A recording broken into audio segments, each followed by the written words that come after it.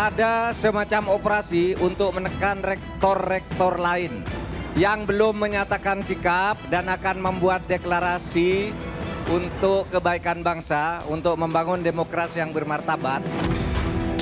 Negeri kami nampak kehilangan kemudi akibat kecurangan dalam perebutan kuasa. Suara dibungkam, kritik dilarang tanpa alasan. Maka hanya ada satu kata, lawan, lawan. Mungkin rakyat saja diam, tapi akan terjadi namanya silent majority. Yang kalau ditekan terus silent majority ini, tekan, diancam, ini bisa melawan.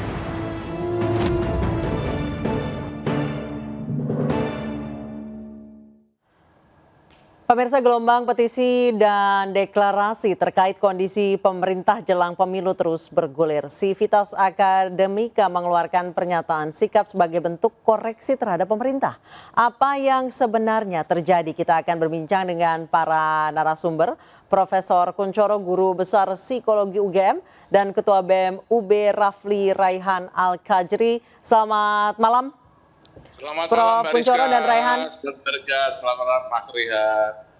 Baik, saya Selamat ke malam, Prof. Kunchoro, selamat malam, Mbak. Waalaikumsalam warahmatullahi wabarakatuh. Saya ke Prof. Kunchoro terlebih dahulu. Prof. Kunchoro, ada upaya membungkam dengan sejumlah rektor ini diminta untuk membuat video testimoni. Anda termasuk yang diminta untuk membuat video tersebut, Prof? Saya tidak, tetapi saya mendapatkan beberapa tayangan itu dan mereka mengatakan ini adalah bagian dari cooling system. Dan menurut saya ada sesuatu yang aneh, kenapa cooling system diberikan pada rektor yang mereka punya otoritas etika, punya otoritas akademik yang tinggi. Dan kenapa yang tidak diminta itu justru sumber apinya. Kita itu kan sebuah reaksi. Ya. Gitu. Sehingga salah kalau misalnya diberikan pada kita, tapi sumber apinya itu yang kita berikan cooling system. Baik, sumber apinya itu masuk Anda siapa, Prof? Lah yang membuat kita bereaksi ini kan ada perilaku yang tidak etis, perilaku yang menimbulkan hilangnya rasa keadilan, orang tidak memiliki rasa keadilan, kemudian juga ada perilaku yang tidak etis, itu kan yang harus kita benahi. Ketika yang terjadi seperti ini, Pak, ketika kita kemudian kita menyampaikan petisi dan jumlahnya bukan 20-30 seperti yang dikemukakan oleh E-News, sekarang sudah mendekati 70-80 yang menyampaikan dari perguruan tinggi. Nah, kalau itu diberikan, maka yang terjadi adalah saya takut ya semakin ada penolakan, apalagi bukan sekedar penolakan, ada tuduhan bahwa kita itu partisan, bahwa kita itu dikendalikan, itu jadi ada upaya represif juga ya, Prof, ya, dengan menuduh-nuduh seperti itu ya? Ya itu, menerima saja kita sudah lumayan gitu loh. Tapi ketika kemudian menuduh, ini kemudian ya saya yakin serangan dari kita atau kegiatan dari tuntutan kita menjadi semakin kuat. Nah, Prof. Kunchoro, terkait tuduhan bahwa ini deklarasi kampus-kampus oleh profesor dan guru besar ini partisan, kemudian ada motif politik. Tanggapan Anda seperti apa? Merasa terhina tidak, Prof? Wah, sangat terhina, Mbak. Saya sangat terhina. Karena begini, Mbak, tugas Dewan Guru Besar, tugas guru besar, tugas universitas, itu adalah penjaga moral bangsa. Kita adalah pemikir bangsa. Kita memberikan masukan karena kita melihat fenomena di masyarakat, tetapi yang terjadi justru kita tidak dituduh yang tidak-tidak. Kalau UGM, sekarang saya bertanya, lalu kalau kita partisan, ya ditunggangi siapa yang menunggangi? Gitu. Kalau misalnya kita mengikut, karena semuanya Gajah Mada, kita bisa melihat misalnya ada Mas Anies, wakil presidennya, itu juga dari Gajah Mada, Pak Ganjar dengan Pak Mahfud Gajah Mada, Pak Jokowi Gajah Mada, Pak Erlangga Hartarto Gajah Mada, kemudian di belakang Pak Jokowi banyak orang Gajah Mada. Lalu kami berpihak pada siapa? Kalau dikatakan kita berpihak, ya berpihak kepada Pak Jokowi. Kenapa? Jadi, hanya upaya mengecoh saja ya, Pak, Prof ya? Iya, kalau berpihak pada Pak Jokowi, Yang pertama gini Mbak, prosesnya itu tidak mudah.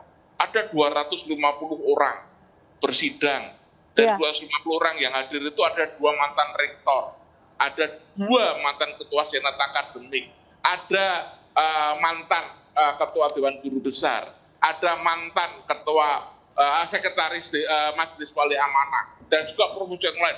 Kita bersidang untuk keluar deklarasinya itu. Kita tidak dituntut, kita minta persetujuan pada floor, gitu. Sehingga kita sepertiga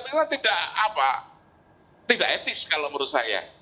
Ya, kemudian yang berikutnya, kalau kita berpihak, ini kan sebetulnya petisi UGM, itu kan ungkapan cinta pada Pak Jokowi, toh. Gitu loh. Kita melihat bahwa di masyarakat telah terjadi seperti itu, maka kita mengingatkan dengan kasih. Satu, tolong Pak Jokowi itu kembali kepada nilai-nilai dan jati diri UGM. Yang kedua, kembali kepada demokrasi Pancasila. Itu kita mengingatkan. Prof. Jadi tidak dengan benci. Prof, sebelum kita lanjut dialog dan juga nanti saya bertanya kepada Rehan, kita saksikan pemirsa, polisi berjanji akan tindak lanjuti dugaan intimidasi terhadap rektor di Semarang, Jawa Tengah. Polisi mengatakan akan mengumpulkan bukti-bukti mengenai dugaan intimidasi rektor.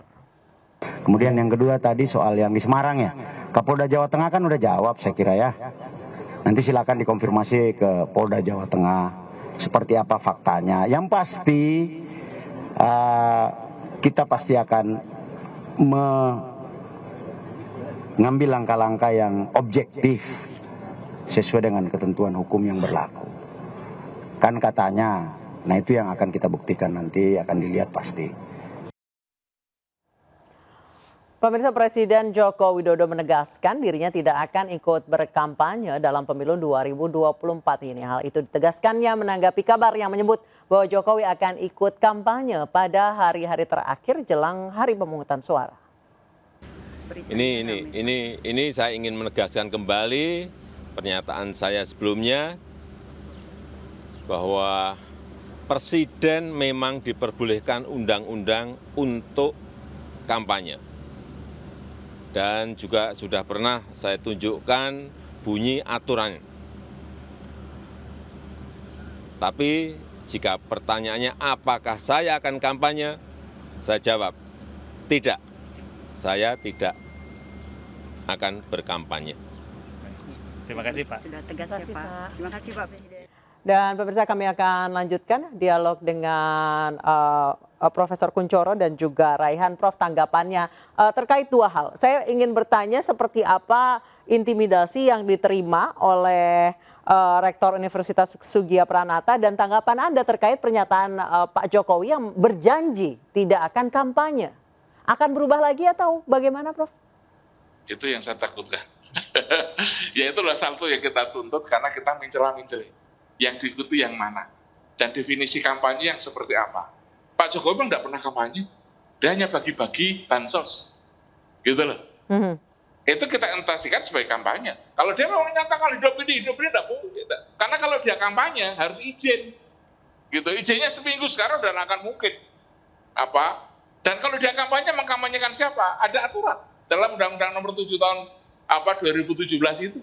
Saya kira Mas Refri yang Fakultas Hukum bisa paham. Yang ditunjukkan oleh Pak Jokowi tadi itu hanyalah sepotong dari sebuah rangkaian aturan. Dan kalau menurut saya Pak Jokowi itu pembodohan bagi bangsa Indonesia. Karena apa? Hanya melihat sepotong. Tolong ditunjukkan bahwa Presiden boleh kampanye kalau dia kondisi incumbent. Dia boleh kampanye kalau begini. Gitu loh. Tetapi dia kan hanya boleh kampanye, memang boleh. Tapi menyesatkan. Gitu. Karena itu sekali lagi, semakin ada tantangan, akan semakin kuat. Nah, kemudian tadi katakan, yang namanya saya tidak akan kampanye, itu seperti apa? Ya, karena memang selama ini Pak Jokowi tidak pernah kampanye. Gitu. Dan dia pandai menggunakan situasi. Karena kalau misalnya dia membagi bansos, Pak Jokowi itu kan sebagai seorang figur tunggal, Pak. Saya ngomong di sini sebagai Kunchoro, ini sekarang saya ngomong dengan Mbak Rizka, itu sebagai saya dulu pembaca petisi, Ataukah saya sekarang ngomong berdiri di sini sebagai Kunchoro yang belajar psikologi? Itu adalah dua fikul yang berbeda, gitu loh. Baru saya aja udah berbeda, apalagi Pak Jokowi nanti. Dia sebagai seorang Pak Jokowi pribadi, sebagai seorang presiden, sebagai bapaknya Gibran, dan juga sebagai tokoh partai yang lainnya. Sehingga ini yang menjadi persoalan yang kita tahu. Jadi jangan kemudian yang tunggal ini yang kita sampaikan. Ini kita belajar berpolitik, mendidik rakyat, itu saya kira menjadi penting. Baik, saya ke adik-adik mahasiswa, saya ke Raihan. Raihan, apa benar kami mendapat informasi katanya untuk masuk ke kampus Anda, sekarang udah seperti masuk ke hotel bintang 5, bahwa semuanya digeledah barang bawaan termasuk setiap mahasiswa yang hadir? Untuk di Universitas Brawijaya sebetulnya tidak, Mbak. Mungkin di beberapa kampus kami sempat mendengar itu. Kalau tidak salah di Universitas Negeri 11 Maret ya Surakarta sempat terjadi seperti itu. Tetapi ini mungkin perlu dikonfirmasi ulang. Terkait dengan kondisi demokrasi hari ini, alhamdulillah di Universitas Brawijaya sebetulnya mampu mengakomodir apa yang menjadi aspirasi dan desakan kami mahasiswa. Jadi kemarin sebelum akhirnya Civitas Akademika, Dewan Profesor Universitas Brawijaya menyampaikan pernyataan sikap terhadap kondisi demokrasi di Indonesia hari ini, itu berawal dari desakan kami sebagai mahasiswa. Kami membuat sebuah petisi, kami membuat sebuah pernyataan sikap di media sosial. Kemudian kami berkomunikasi dengan guru besar kami untuk segera menyatakan sikap. Kami menginginkan bahwa Civitas Akademika Universitas Brawijaya tidak hanya menjadi penonton di dalam pesta demokrasi tahun 2024, tetapi juga harus memberikan sikap yang tegas. Kira-kira begitu. Baik, Raihan, setelah Anda dan rekan-rekan menyatakan sikap, apa ada rencana untuk pergerakan mungkin ke Jakarta?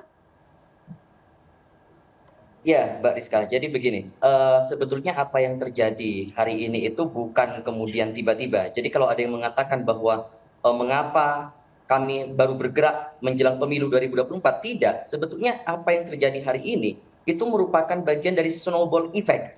Ada efek bola salju yang sebetulnya ini terjadi sejak lama. Kita coba tarik ke 2019 lalu begitu ya.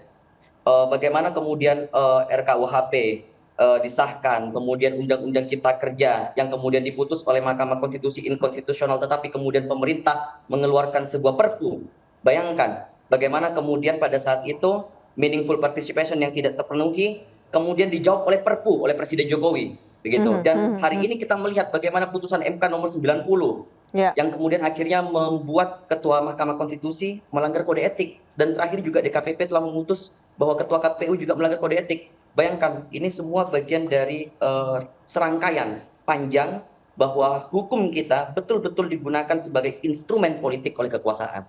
Dan kita ingin menyampaikan kepada seluruh masyarakat bahwa hari ini mahasiswa tidak sendiri. Mahasiswa telah dibersamai oleh para akademisi, para guru besar kita. Dan kemudian juga kami merasakan apa yang dirasakan oleh masyarakat juga sama. Jadi ini saatnya, ini momentum untuk kemudian kita bergerak, mengenang kembali, merefleksi kembali gerakan tahun 98. Jangan-jangan reformasi hari ini masih sangat dimungkinkan. Baik. Raihan, Prof. Kunchoro, pemilu 2024 begitu banyak pelanggaran etika. Masih sehatkah demokrasi di Indonesia? Kami akan kembali membahasnya dengan Prof. Kunchoro dan juga Raihan usai jeda berikut, tetap di The Prime Show.